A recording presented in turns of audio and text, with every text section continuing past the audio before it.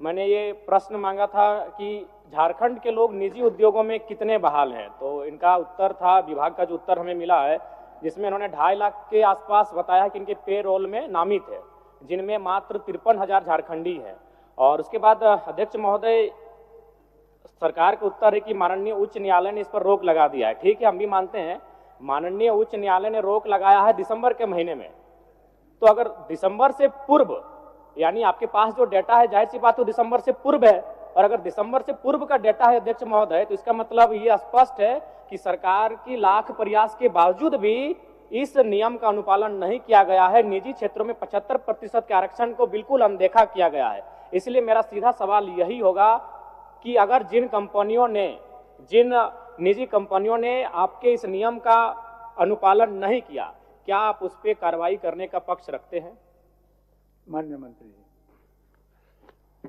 अध्यक्ष महोदय, चूंकि उच्च न्यायालय ने इस पे रोक लगा दिया गया है, और जो माननीय विधायक जयराम मातो जी का सवाल है, सवाल वाकई में लाजमी है महोदय कि इन्होंने पूर्व की बात किया है। तो महोदय हम जांच करा लेते हैं, अगर इस तरह की कोई बात उसमें आती है महोदय, और माननीय विधायक जी को भी हम सूचना दे देंगे, तो अगर किसी प्रकार की कोई गड़बड़ी होगा महोदय तो उस पर हम कार्रवाई करेंगे महोदय। अध्यक्ष महोदय, मेरा दूसरा पूरक है जो कि महत्वपूर्ण है।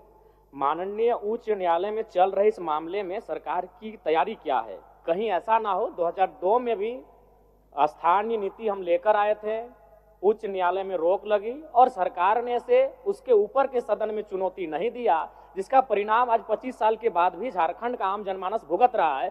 तो मान के चलिए, अगर नकारात्मक निर्णय आता है, उच्च न्यायालय की बात हो रही है इस नियोजन नीति में, अगर मान के चलिए हमारा नकारात्मक उत्तर आता है उच्च न्यायालय के द्वारा, तो उस समय सरकार की तैयारी क्या है और सरकार की कार्य योजना क्या है? सरकार किस प्रकार इस गंभीर विषय से निपटेगी? मैं ये सरकार के माननीय मंत्री से जानना चाहता हूँ।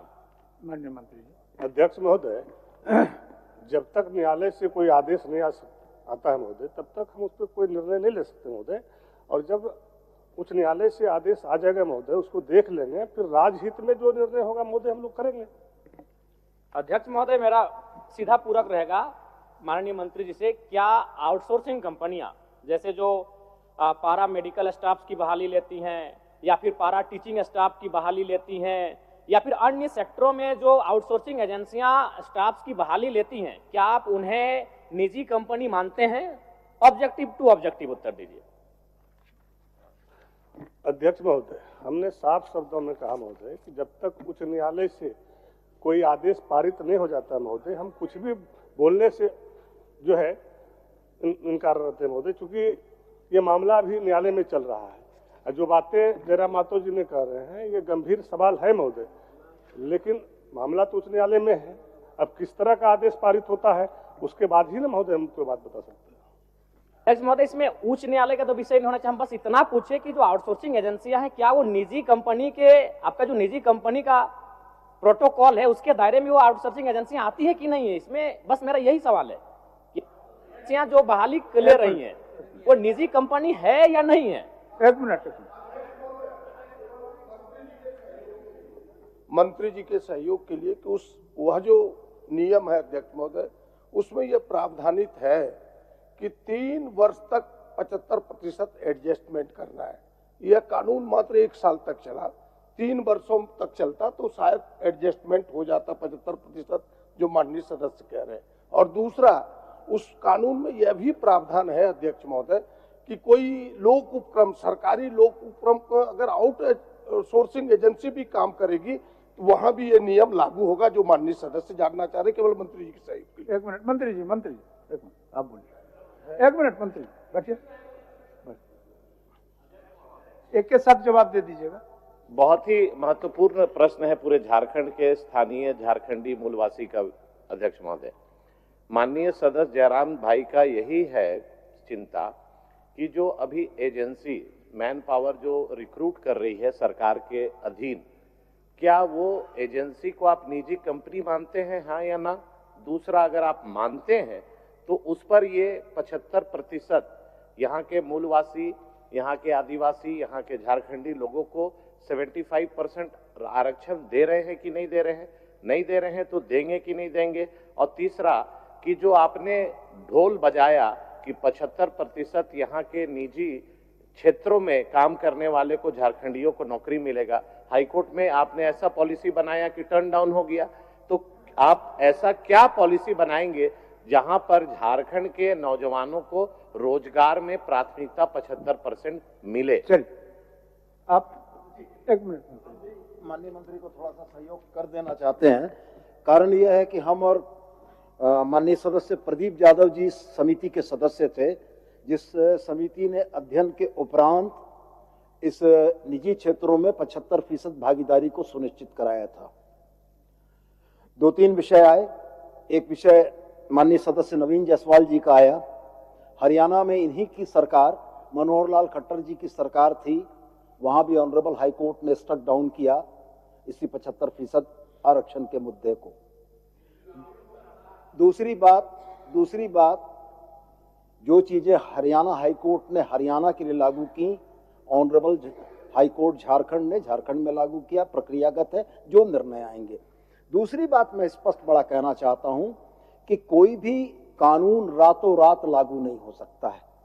एजेंसीज जो यहां पर आउटसोर्सिंग का काम कर रही थी, उनको इसके रेगुलेशन के लिए, नियमितीकरण के लिए हम लोगों ने 3 वर्ष का एक विंडो दिया था कि जो बाहर के कर्मियों को आपने कार्यरत कर रखा है, उनको रिप्लेस करते हुए 40,000 रुपया से नीचे वेतन या भत्ता पाने वाले लोगों में आप झारखंडियों को नियुक्त करेंगे। तो सवाल यह है कि ऑनरेबल हाईकोर्ट के आदेश से पहले कंपनियां इसका अनुपालन कर रही थी और इसको हम लोग अपनी इन्फोर्समेंट एजेंसीज के माध्यम से अनुपालन करा रहे थे। माननीय उच्च न्यायालय का न्यायाधीश जब इन बातों को अभी रोकता है, तो आउटसोर्सिंग कंपनी में भी इन चीजों को लागू कर पाना संभव नहीं है, क्योंकि यह न्यायाधीश का उल्लंघन होगा। और जहां तक रह गया सवाल आउटसोर्सिंग कंपनियों के निजी होने का और नहीं होने का, तो वास्तव में वो तो निजी कंपनियां हैं ही, लेकिन यह कानून उन पर इसलिए प्रभावी नहीं है कि न्यायाधीश ने हमारे हाथ बांध रखे हैं। मान्यवर। माननीय मंत्री जी, माननीय सदस्य, प्रश्नकर्ता का एक ही सवाल है आपसे। प्रश्नकर्ता चाह रहे हैं जो निजी कंपनी अपना अहर्ता को, निजी कंपनी होने का जो अहर्ता है उसको रखता है या नहीं, यही ना जयराम जी? ठीक, बोलिए। अध्यक्ष महोदय, आउटसोर्सिंग एजेंसी निजी कंपनी मानती है महोदय, और जो बातें 75% का है महोदय, साफ शब्दों में माननीय सदस्य सोनू जी ने, प्रदीप जी ने, नवीन जी ने क्लियर कर दिया महोदय। और इस चीज़ों को जैसे भी हाईकोर्ट का आदेश आता महोदय, अब क्या आदेश आता है उसके बावजूद हम लोग निर्णय लेंगे महोदय। ठीक ठीक। लास्ट हम आप उसके बाद बैठ ही जाएंगे, हम सवाल नहीं करेंगे। कुछ भी साफ साफ नहीं अध्यक्ष महोदय। माननीय मंत्री, 2 मंत्री खड़े होकर हमें संतुष्ट नहीं कर पा रहे। हाईकोर्ट ने ठीक है दिसंबर महीने में रोक लगाया है, हम मान रहे हैं दिसंबर महीने में हाईकोर्ट ने रोक लगाया है, लेकिन आप जो डेटा दे रहे हो 2022 से लेकर 2024 तक का दे रहे हैं, और उस डेटा के अनुसार आप मान रहे हैं अध्यक्ष महोदय, उस डेटा के अनुसार ये मान रहे हैं कि 53,000 ही झारखंडी वर्कर हैं, 2 लाख गैर झारखंडी हैं। तो कैसे हम अपने आप को संतुष्ट कर पाएंगे? ना हम संतुष्ट हो पा रहे हैं, ना आज इस शस्त्र को घरों में बैठकर जो झारखंडी देख रहे हैं वो युवा संतुष्ट हो पाएंगे। आप खुद मान रहे हैं, आप कह रहे हैं कि आपके पेरोल में 2,40,000 वर्कर नामित हैं, जिसे मात्र 53,000 झारखंडी है, तो हम कैसे संतुष्ट हो पाएंगे? अगर उसको परसेंटेज में तब्दील करते हैं तो 21% होता है, तो अब किस मुंह से 75% आरक्षण की बात करें? मैं मंत्री महोदय आपको दोष नहीं दे रहा, चूंकि आप नए आए हैं, लेकिन इससे पूर्व जो कार्यकाल जिन्होंने संभाला है उनसे भूल हुआ है, स्वीकारिए। दूसरी बात, हम बैठ रहे हैं, अब हम कुछ भी बहस नहीं करने जा रहे, राज्य की जनता सुन रही है। मंत्री महोदय, ये प्रश्न 2 बार आ चुका है। जब पहली बार ये प्रश्न आपके पास गया तो आपके विभाग का उत्तर आया था कि 7,473 नियोजक निबंधित है, और दूसरी बार 7,470, 3 नियोजक कम हो गए अध्यक्ष महोदय, यानी मंत्री जी को भी गोल गोल घुमाया जा रहा है। 5 दिन पहले मेरा यही प्रश्न आया था, 7,473 नियोजक थे, और आज मेरा प्रश्न जब दोबारा आया है तो 7,470 नियोजक हो चुके हैं। मंत्री जी को खुद गोल गोल घुमाया जा रहा है, ये इस राज्य की दुर्दशा है। हम कुछ नहीं बोलेंगे अध्यक्ष महोदय।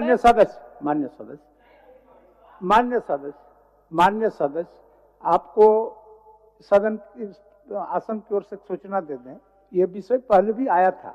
आज पहले आने के क्रम में ही सरकार निर्णय लिया और सदन के तरफ से एक समिति का गठन हुआ था, जिसमें माननीय प्रदीप जी, सोनू जी और शायद इस पक्ष के आप थे, शायद नलीन बाबू थे। उनके अध्यक्षता में समिति हुई थी। समिति के रिपोर्ट आने में कुछ समय का व्यय हुआ, विलंब हुआ। उसके बाद सरकार सचेत हुए और सरकार सचेत होने के बाद आपने जिस सवाल को आज सदन के अंदर में उठा रहा है उस पर सतर्क हो ही रहे थे। इस बीच न्यायालय का भी हस्तक्षेप हो गया, तो सही बात है, इसको दिखवा लीजिए।